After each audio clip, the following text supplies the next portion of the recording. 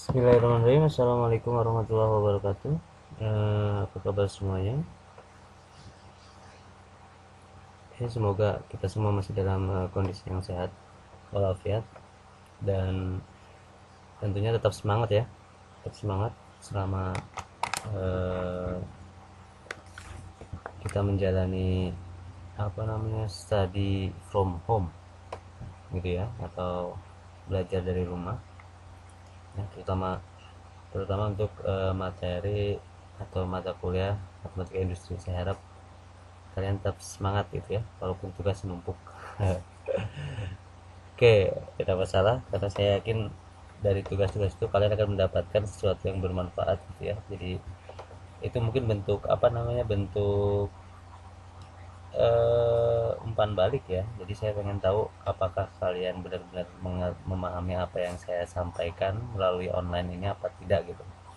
Kalau melalui tatap muka kan saya bisa langsung tanya ke kalian gitu kan ya, kalian tahu paham atau enggak, dan saya bisa melihat dari raut apa namanya, gestur tubuh. Cuman kalau online kan tidak bisa gitu, makanya saya selalu memberikan tugas gitu ya. Walaupun tugas itu mungkin ada yang susah, ada yang sederhana gitu, itu sebagai bentuk umpan balik aja ya, untuk koreksi aja.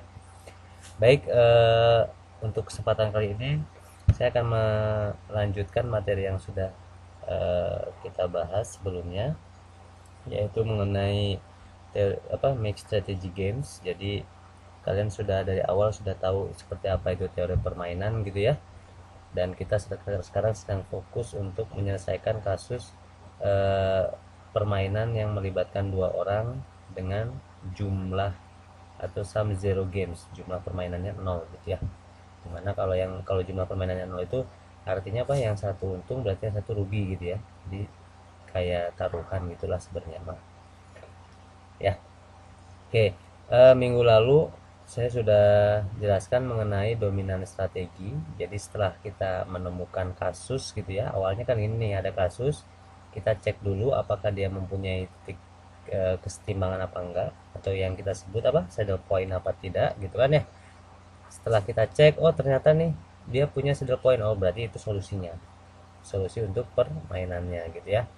Tetapi untuk kasus yang tidak memiliki saddle point, kita lanjut ke apa tadi kemarin? Oke, betul ya, ke yang mixed strategy games gitu ya. Dimana untuk minggu lalu saya menggunakan dominan strategi. Nah, sebenarnya dominan strategi ini hanya untuk mereduksi gitu ya, mereduksi matriks payoff-nya. Jadi kalau untuk matriks yang berukuran besar gitu ya, kita tidak mungkin bisa langsung mencari, kita akan sangat tidak efisien jika langsung terjun mencari solusinya. Akan lebih efektif kalau apa, kita reduksi dulu si matriksnya menjadi matriks yang sangat sederhana gitu ya. Menggunakan apa, menggunakan dominan strategi. Ingat ya, jadi kemarin sudah saya tulis di komennya bahwa yang dikatakan dominan itu apa, setiap elemennya ya, baris dikatakan dominan jika setiap elemennya itu lebih besar dari elemen baris yang lain, setiapnya ya. Oke, jadi kalau ada satu elemen yang tidak lebih besar dari elemen lain di baris yang lain, itu berarti tidak dominan. Kolom juga seperti itu. Nah, pertanyaannya kemudian adalah, jika hasil reduksi menggunakan dominan strategi itu tetap memberikan matriks yang lebih besar dari 2 kali 2 gitu ya. Kalau yang sebelumnya kan 2 kali 2 tuh, kalau 2 kali 2 gampang pakai pemisalan ya kemarin ya. Saya lihat dari tugas sudah pada bisa gitu ya. Cuman yang menurut saya kurang itu apa namanya, interpretasi dari P dan Q-nya gitu loh. Yang kalian dapatkan itu apa sih, 0, sekian itu artinya apa gitu. Sebenarnya itu interpretasinya apa, probabilitas penerapan strateginya gitu ya. Jadi kalau yang kemarin itu mendapatkan, oh ternyata P-nya 0,889, berarti itu sama aja dengan sekitar 88% si strategi itu diterapkan di lapangan gitu. Sisanya berarti strategi yang kedua, seperti itu. Paham ya gitu. Nah, sekarang kalau kasusnya, kita lanjut ke materi utama ya. Kalau kasusnya adalah setelah direduksi menggunakan dominan strategi, ternyata ukuran matriksnya masih lebih besar dari 2 kali 2. Nah, itu kan kalau lebih besar dari 2 kali 2 kan otomatis variabelnya lebih dari dua dong ya gitu. Jadi kalau yang 2 kali 2 bisa pakai yang kemarin, bisa juga pakai grafik. Cuman kalau yang lebih dari 2 kali 2, misalkan 3 kali 3 dan seterusnya, itu mau tidak mau kita harus menggunakan metode lain yang dikatakan metode simplex. Nah, saya yakin kalian sudah tidak asing ya dengan metode simplex karena sebelumnya sudah dapat. Jadi metode simplex ini salah satu metode pemrograman linear gitu ya untuk mencari solusi ketika apa variabel yang terlibat itu lebih besar dari dua, lebih banyak dari dua gitu. Oke, biar tidak terlalu lama kita coba lanjutkan dulu aja ya, lanjutkan untuk oke yang pertama apa itu metode simplex. Nah di sini kalian bisa baca ya, jadi metode simplex itu adalah suatu metode sistematis ya untuk menyelesaikan masalah program linear, dimulai dari suatu penyelesaian basis yang visible ke penyelesaian dasar visible lainnya, dilakukan secara iteratif. Nah di sini makanya kalau kalian ingat dulu pas belajar simplex itu banyak tabel yang terlibat ya kan, itu karena apa, karena sifatnya yang iteratif, jadi butuh tabel yang banyak gitu ya, sehingga nanti pada akhirnya akan tercapai apa suatu penyelesaian yang optimum.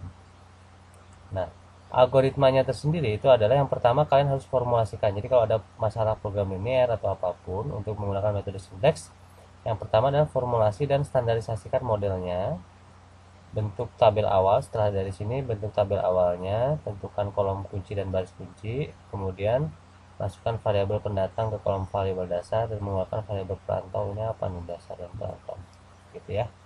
Lakukan uji optimasi. Nah ini mungkin kalian bisa baca sendiri, nanti kita coba aplikasikan aja ya yang nah di sini saya akan kasih kasus gitu ya dari suatu apa namanya persaingan dua perusahaan gitu ya. Di sini diberikan matriks payoff-nya.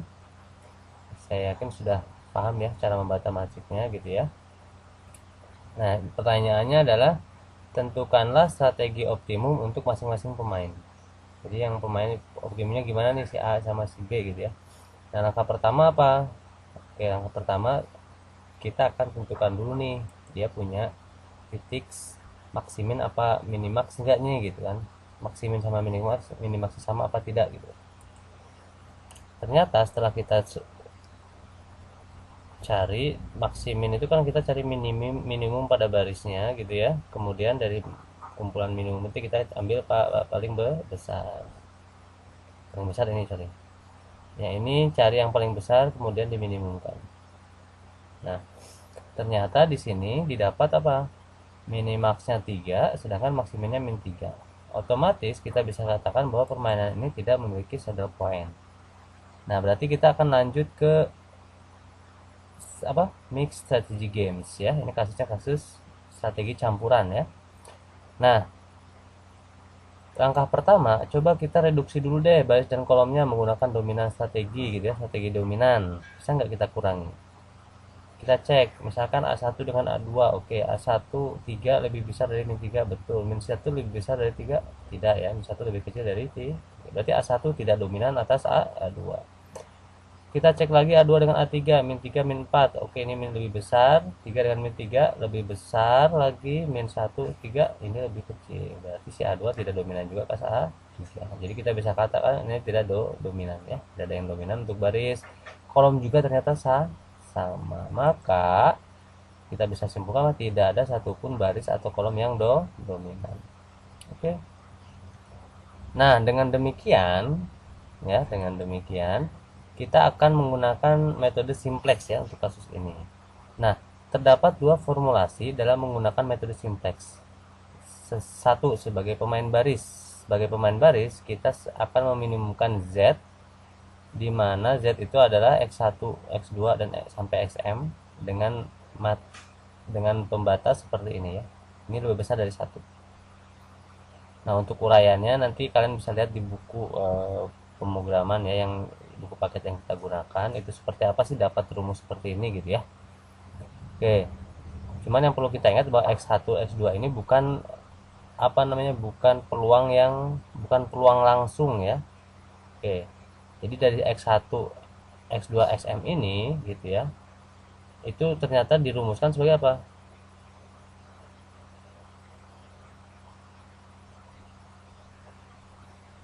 Oh, salah.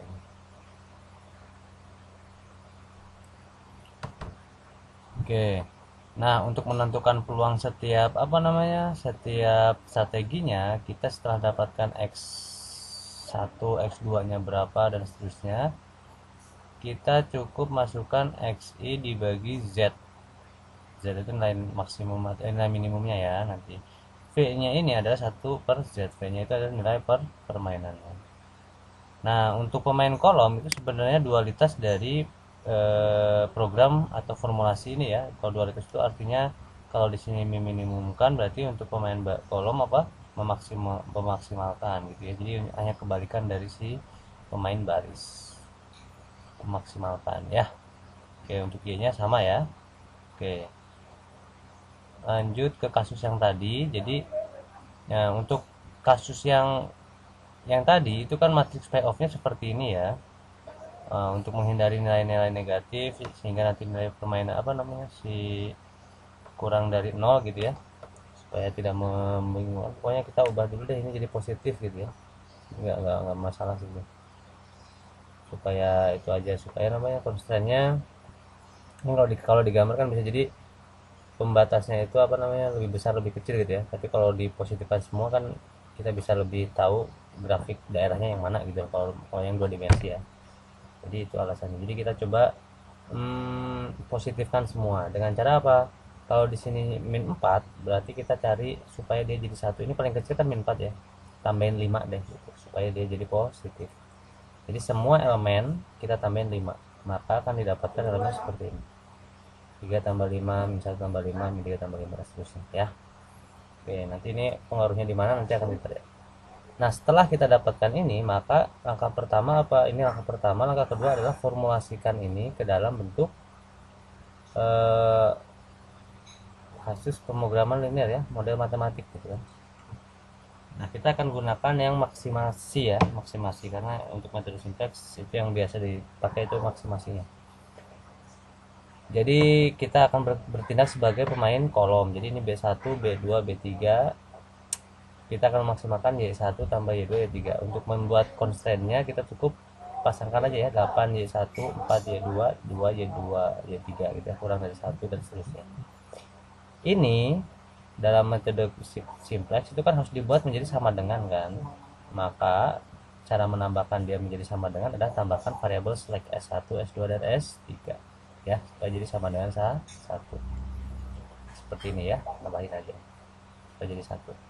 Oke, lanjut. Setelah ini kita masukkan ke tabel ya, ke tabel seperti ini, tinggal diisi aja. Jadi kalau yang W itu harus dibuat dulu sama dengan 0 kan ya.